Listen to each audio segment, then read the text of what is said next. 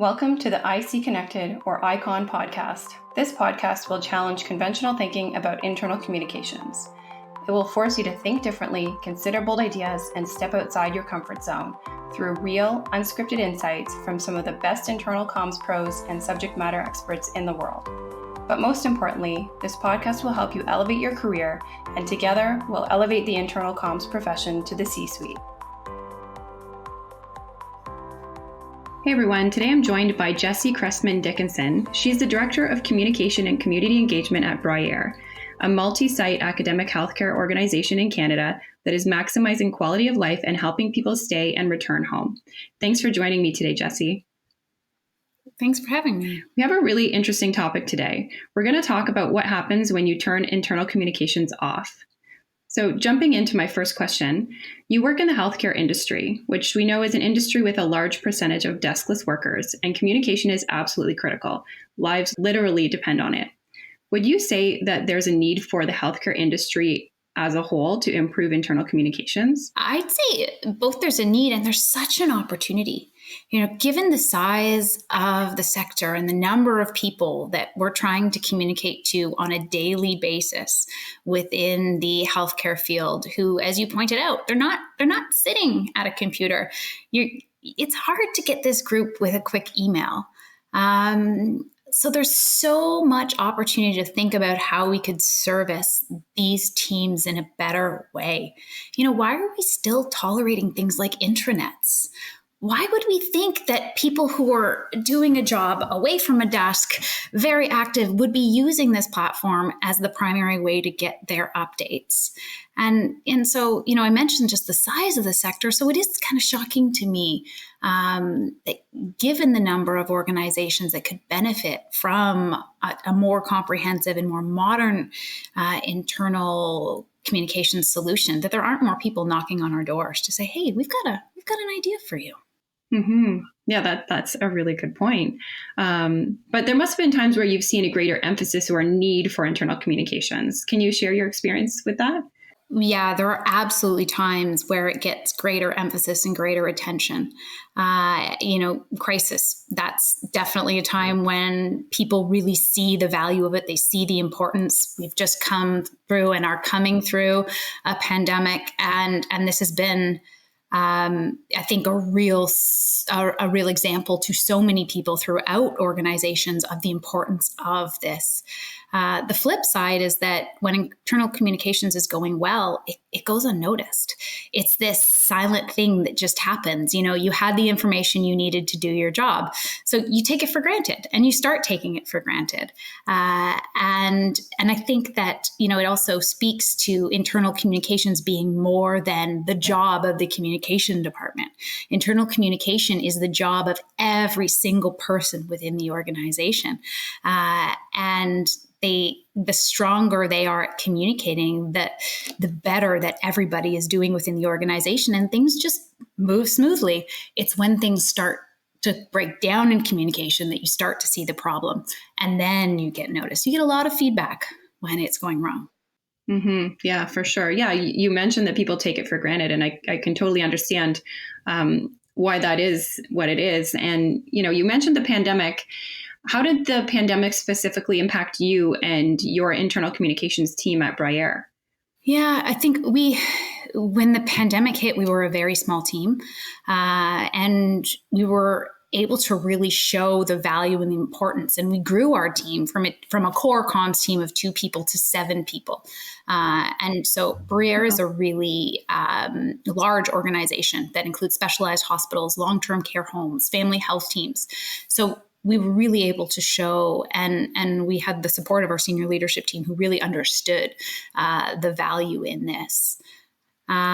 We were also able to look at new tools. Coming through this, we're looking at a new partnership to be able to get staff by text message and be able to target certain groups of our staff by text message. But even before we get there, we're able to reach out to our staff and say, hi, how do you want to be communicated to? What works for you? Is it phone? Is it email? Is it text? And then we can send messages out based on that preference. Yeah, I think as a whole, regardless of industry, people have their preferences for how they want to be communicated with. And, it sounds like that is the path forward for internal comms, is delivering the messages to the audience on the platforms and the tools that they want to use and that they're already using. You mentioned intranets earlier, like nobody's going to go to an intranet if they're in an emergency department treating patients, right? So things have to evolve. People on our team call that the go fish communication, right? And we do still use intranets. It is something we use. It is something that's required. But it's go fish. We tell people to go somewhere and fish for something, search a given term, and they get a whole bunch of information that results, and it's not necessarily what they're looking for. And tools exist to help us be able to do all the things you mentioned, to be able to reach people where they want to be reached. And that just increases the chance of our message being seen. Yeah, exactly. So diving more into the conversation around text messaging staff, if we think even beyond healthcare to other industries that also have largely deskless workforces, what do you see as the benefits of being able to reach staff via text message specifically? Again, I think the benefit is that we're reaching our teams in a way that we know they're used to communicating to a certain extent. If we take the example of text messaging, our staff, our frontline, and just like you said, it's similar to other front lines that are doing a job where they're not in front of a desk and a computer all day. They're not used to maybe checking into these different platforms after their workday or on their way to work or on their lunch break or on their break or at some defined period in their workday. It's just not the way they're used to. They're getting messages from managers. So when we're making these shifts to adapt these tools, we have to make sure we're also supporting the behavior change behind it. And we're building that into the workday and the work expectations. So, if you've gotten your all information from your organization historically from your manager, and all of a sudden you've introduced this text tool, it's not going to be useful unless you've done the groundwork with your teams to inform them about this new tool, what types of information will be coming that way, and what is the expectation to actually review it. And so we need to build in the change management and behavior change supports when we're rolling out these tools. Absolutely. So, you don't just one day start text messaging your staff, right? Because they might think it's spam. First of all, they're not used to it. So if you're going to do it, I think what you're trying to say is you need to actually put some thought into developing a strategy to roll it out so that everybody's in the know about what is happening, why they're getting these texts. And, maybe there's an option for them to say, no, I'd rather not get text. Can you send this to me by another form or another channel, and really help make it a smooth transition? And the more we can do to understand what those channels are, working with our teams, right, to identify what their barriers might be. And because each workforce, each team is different. So the more we have the ability to identify what the preferences are and provide the information through those different channels, the better we'll do. Are there any channels that you found particularly effective for reaching your deskless workforce? Yeah, word of mouth is still, tried and true method. We use, messages through managers at daily huddles and rely on directors who send messages to managers who send messages to the front line. I joke that we're still using the 8.5 by 11 piece of paper. This is still a tried and true method. And when I first started working in healthcare, I couldn't believe that this was something that was still being used. But it functions, and it's what a lot of teams are used to. Challenges with this are that they tend to walk away.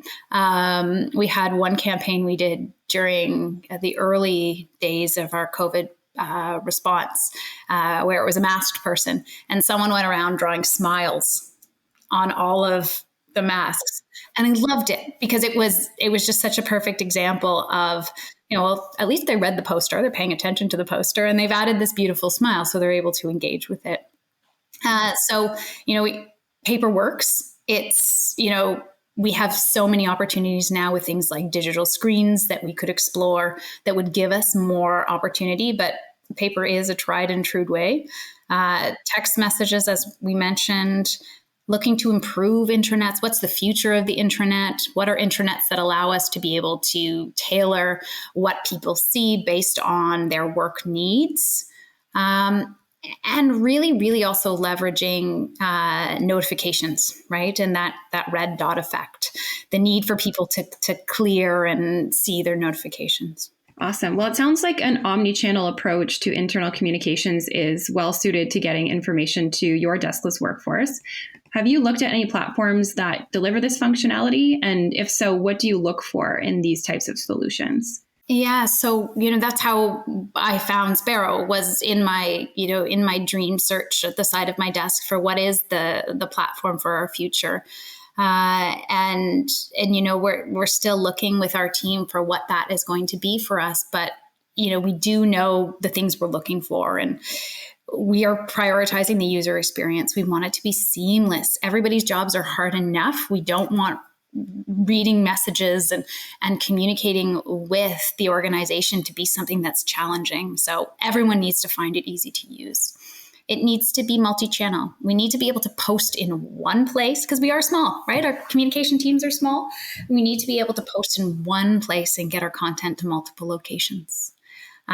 We need to have it as part of an existing solution that the organization is already using. Again, this goes back to the user experience, but we don't want to create another place where people have to go where they aren't already playing.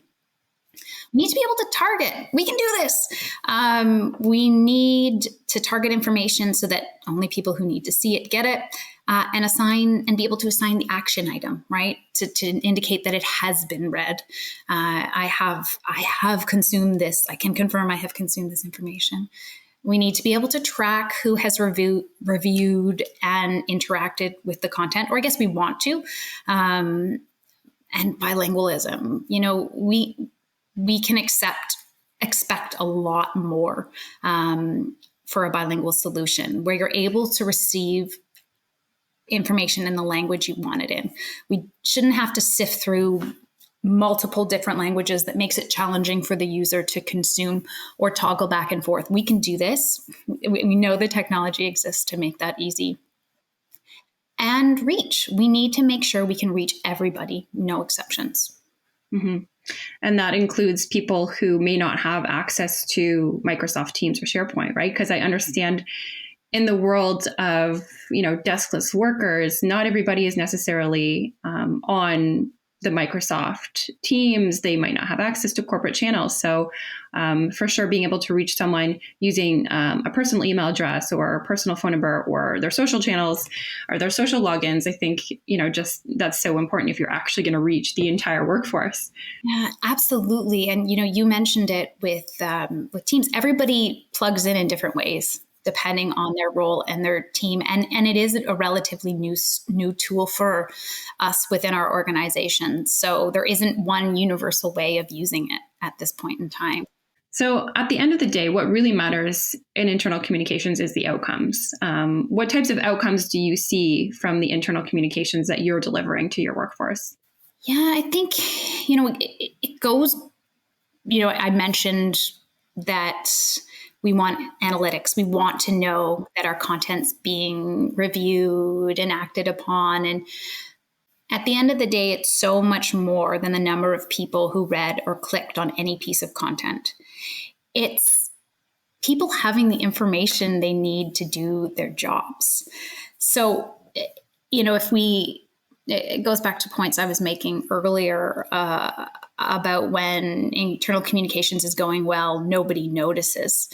And I think that this is so true here. Like, if we didn't have analytics, we would know our internal communication was working if people had the information they needed to do their jobs. If work culture and organizational culture was chugging along, moving well forward, we would have an inkling that, oh, hey, wait, our internal comms are working. And so, beyond just having the information to do what they need to do the daily tasks, it sets the tone and the culture within the organization. And you can't build this without a solid internal comm structure. Absolutely. So is there any way that you would be able to know that what you're delivering in terms of communications is not working? Yeah, I often joke with my team that we thrive on engagement and feedback, the good, the bad, and the ugly. We want it all. Because to me, when there's no feedback, it probably means no one has read it, or your community is unengaged. Yeah, that's a good point. So you're happy to get any feedback, all good feedback. Yeah, yeah, that's a good point. Mhm.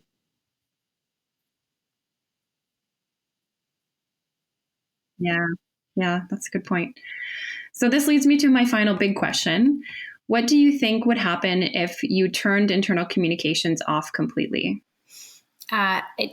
This is just such a hilarious concept to me.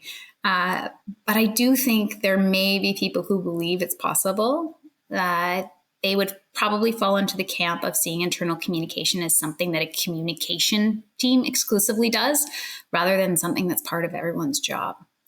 Everyone plays a role in ensuring their teams and colleagues are informed. It's how we get things done. It's how we ensure everyone's aligned on what we collectively need to do and why, our strategy. It's how we get everybody behind it and on the same page. Leaders know and understand the value of a pitch that gets your team motivated. It's the root of internal comms, getting your teams the information they need to be inspired to do their jobs. It's something that everybody in the organization is responsible for. And it's a really important part of everyone's job. And instilling this culture where everyone understands this is equally as important as the platforms and the tools and the message themselves. It sounds to me like you absolutely cannot turn internal communications off, because internal communications is sort of the root of the organization, and communications are going to continue whether you have a formal internal communications team or not. You absolutely should have that team there to facilitate the communications and empower the workforce to communicate with the organization, with each other, and really build that thriving culture, and have everybody be inspired and informed and able to do their jobs to the best of their ability.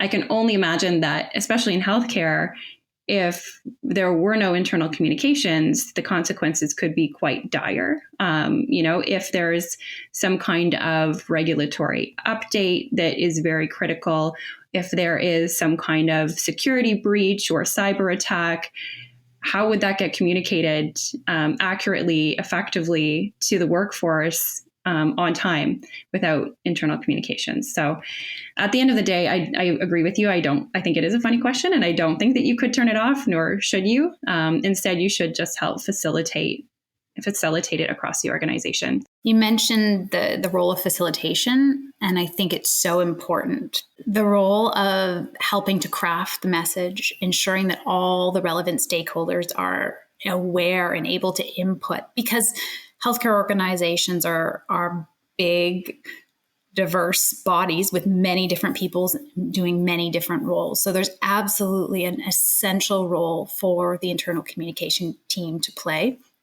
But to your point, if the internal communications got turned off, that team went away, the messages would continue to flow. They wouldn't necessarily be accurate. They wouldn't necessarily have been coordinated, but you can't stop it. Yeah. And that's not something that we want to experience. No, it's absolutely not. No, especially when lives are on the line, and people are there to receive care and require the providers need the right information in order to deliver that care. So absolutely critical. And I don't think healthcare is the only place where that's absolutely critical either. No. And I think we've seen this recently with going through the pandemic, but also a recent time where we didn't have internet access. How do we get messages to our teams in a world with no internet? Fortunately, healthcare is great for this, and that we have several offline channels that we are currently using, and we were able to activate them. But it is, it's having the infrastructure that we had in place was essential for responding to that and getting our teams the information they needed to do their jobs. And to your point, Julie, it's they are saving lives. Like that is their job. So we have to help make sure that they have the information they need to do that. Yeah, it just speaks to how critical internal comms is, not just in healthcare, but, in all industries. And, we need to, rather than think about turning it off, we need to think about how do we invest more in internal communications and really help the profession get to the next level and get more of a voice and become more strategic across the organizations. Yeah. How do we turn it up and really help communicators be able to see the impact that they can have in the field? I did a round of interviews recently, and I was explaining it was for our internal communication coordinator. And I had a teammate say to me, before starting here, I thought that internal communications was where you went to end your communication career. And it was just it was a knife to my heart, because it's so essential for the health of the organization, that for a young communicator to feel that way, we clearly hadn't they hadn't been exposed to the potential impact that they could have. Thank you so much for joining me today, Jesse. It's been such a pleasure speaking with you. Where can our listeners go to connect with you after the show? Thank you, Julie. I really enjoyed it. I'm really happy to connect, and I can be reached at LinkedIn. My name is Jesse Cressman-Dickinson. Thank you. Thanks for listening to the Icon Podcast. This podcast has